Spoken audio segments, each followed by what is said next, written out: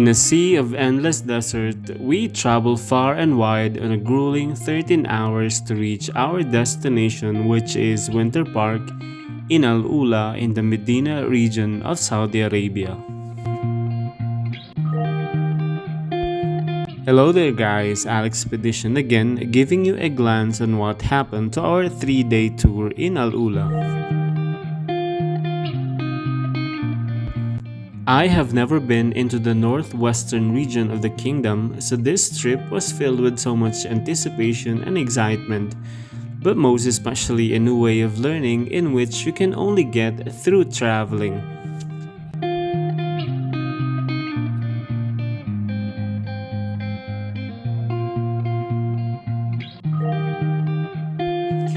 From Riyadh City to Al-Ula province, after long hours of hitting the road, this is where our travel finally ends, but also the starting point of our journey.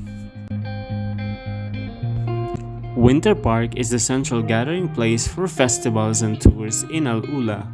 Buses for the tours are also located in this area.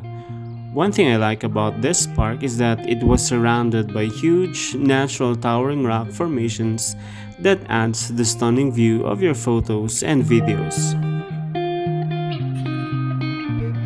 The Dan Ikma is our first tour. This red rock mountain was once an ancient trade route habitation of the Dadanite and Lihianite civilizations that flourished way back 1st century BCE. This mountain also features dozens of tombs carefully shaped as monuments, including the lion tombs that symbolizes power and protection for the burial of an elite member of society.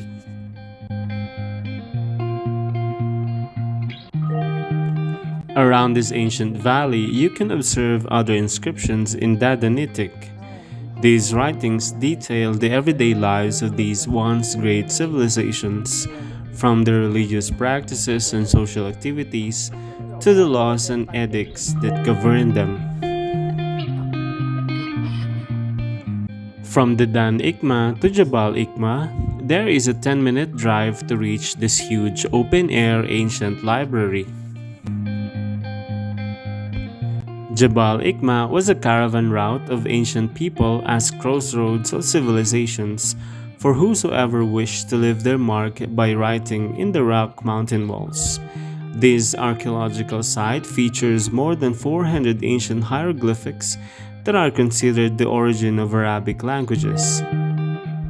The earliest inscriptions were dated back to the 9th century BCE, written by professional scribes and ordinary people. The inscriptions were incised, painted, or imprinted. There is no such site that is more significant than Jabal Ikma, the home to the highest concentration and of most varied inscriptions in all of Al-Ula. In the afternoon, we went to this old town market located on the upper part of the old town as part of our paid tour. This old town market finally opened its way to the tourism industry after 40 years of inhabitation when the last residents left the ancient village for modern living. It has now reopened as a year-round tourism site with restored streets, buildings and attractions, and free entry for visitors. You can freely stroll and feel the spirit of this ancient town by visiting their boutiques and retail stores for clothing and accessories, handmade crafts, health and beauty, jewelry and art, local restaurants and coffee shops, specialty and souvenirs featuring local artisans, entrepreneurs, and even more. You can also visit this old town during the nighttime and observe how the street lights adds life of inviting ambience from the local merchants.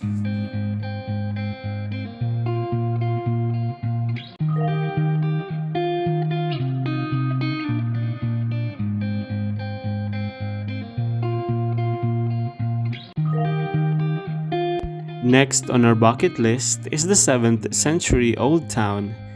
This old village was entirely made from bricks, mud, and wood that was architecturally designed to survive until today. These subdivided like quarters of ancient heritage buildings, mosques, and market became an essential settlement along the pilgrimage route from Damascus to Mecca.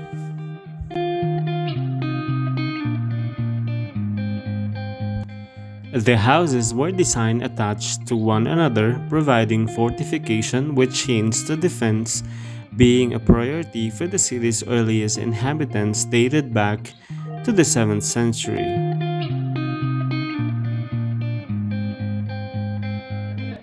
With approximately 900 houses, 500 shops, and 5 town squares, you can explore a maze of remnants of unique stone and mud brick buildings. Tourists will learn about the old town settlers and pilgrims, as well as their motives and methods of the construction of the city.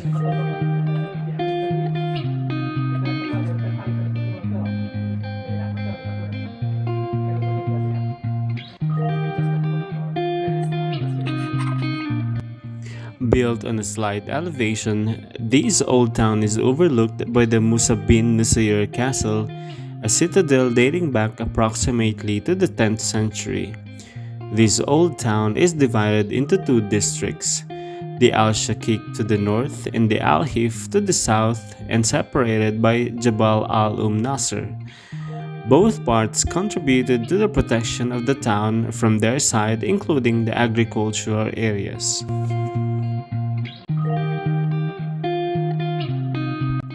You can find this old town 330 kilometers away from Madina city or 22 kilometers away from Madain Saleh.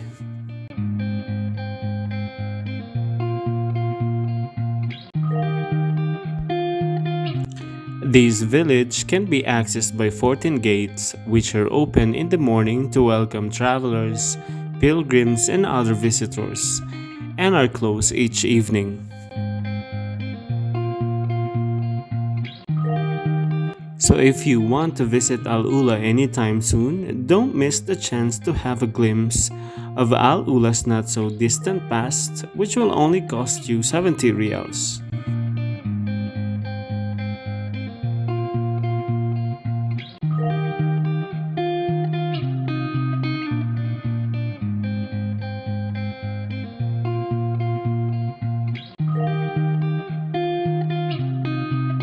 In the late afternoon, we moved to another location where the Elephant Rock is located.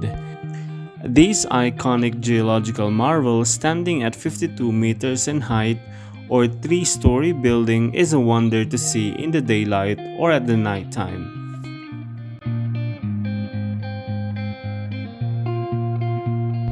As the sun sets, color dance in the sky and this epic elephant rock turns a magnificent shade of red. Capture a perfect picture or stay for late night stargazing. The Elephant Rock is one of the world's most popular rock formation and one of the highlights of the region of Al-Ula.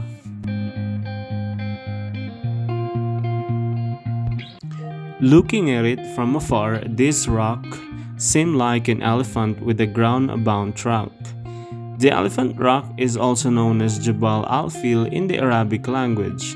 It is hard to look at that enormous elephant rock and not feel awestruck by its tremendous size.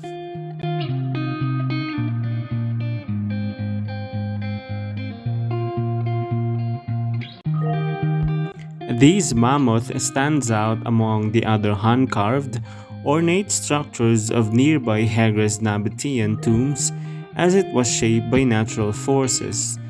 The trunk and body of this red sandstone beast were shaped through water and wind erosion that was caused over millions of years.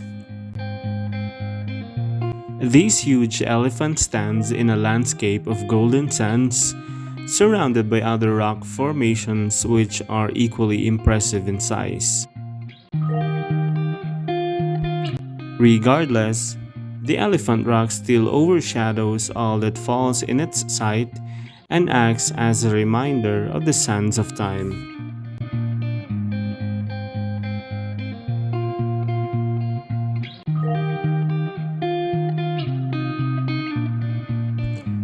There are few places in the world where you can still feel like a true explorer charting the unknown. In many historic destinations, a jungle of selfie sticks promptly shatters the illusion of discovery. However, in Al-Ula, which is home to Saudi Arabia's first UNESCO World Heritage Site, deep in the desert in the northwestern region of the country, you might still be able to play out your fantasy of being an intrepid archaeologist for a day.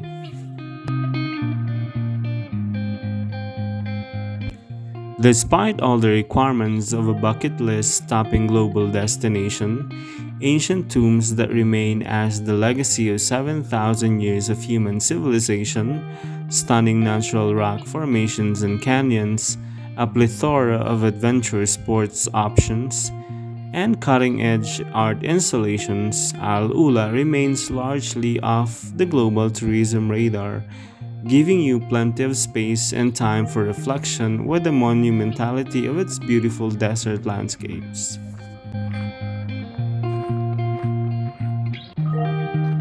On our second day in Al Ula, we visited the Al Hegra or Madain Saleh in Arabic language, which is the highlight of our tour.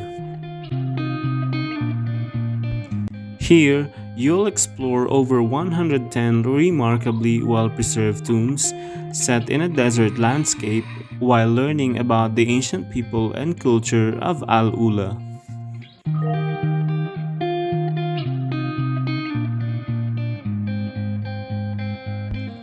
Evidence for human presence and use of the site dates back beyond the first millennium BCE, but it was the location of the Nabatean city from the end of the first millennium BCE into the first millennium CE. The city was at its peak from the late 2nd century BCE to the 2nd century CE, along with the wondrous tombs which were used to lay Nabatean elite people to rest.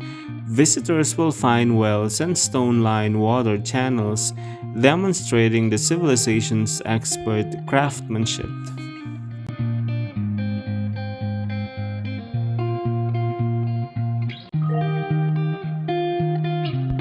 Tomb IGN 100, one of the largest and perhaps most significant of Hegra's monumental tombs, is found here. Only tombs IGN 46 and IGN 110 are larger, but unlike IGN 100, they remain unfinished.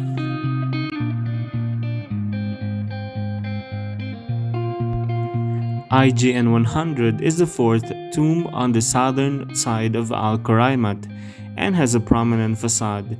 The elaborate carvings and character of the tomb would seem to be a key factor in its position on such a prominent point of the outcrop. It is the first tomb of the group seen from a distance and occupies one of the highest points of the cliff.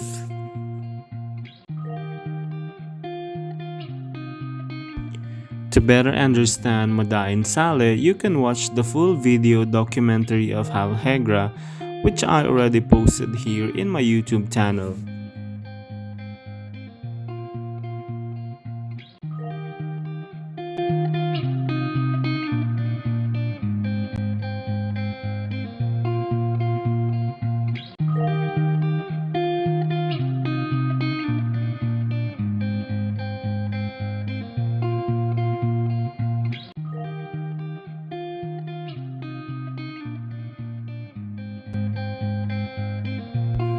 Jebel Ithlib is the last location for our tour.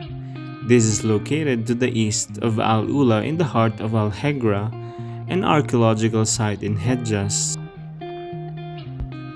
Jebel Ithlib is a glorious natural mountain and a cultural site. Historically, it was a place of worship for Nabateans, who were ancient Arab nomads from the Negev desert.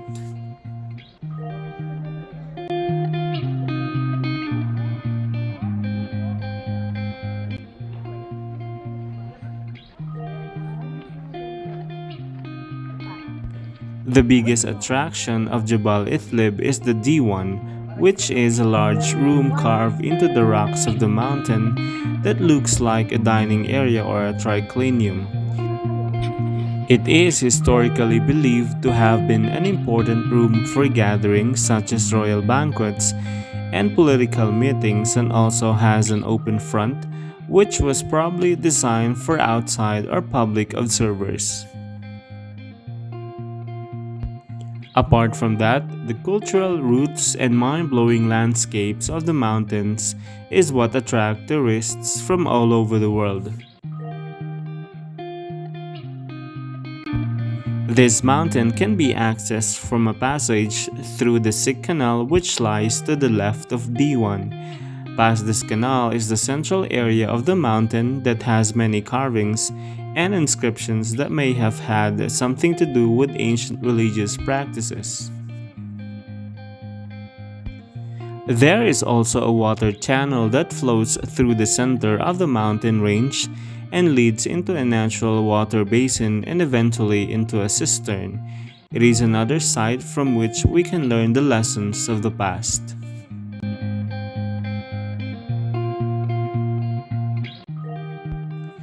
So there you go guys with the tours that we have had in Al-Ula. Join me in another learning adventure on my next travel. Thank you for watching. See you!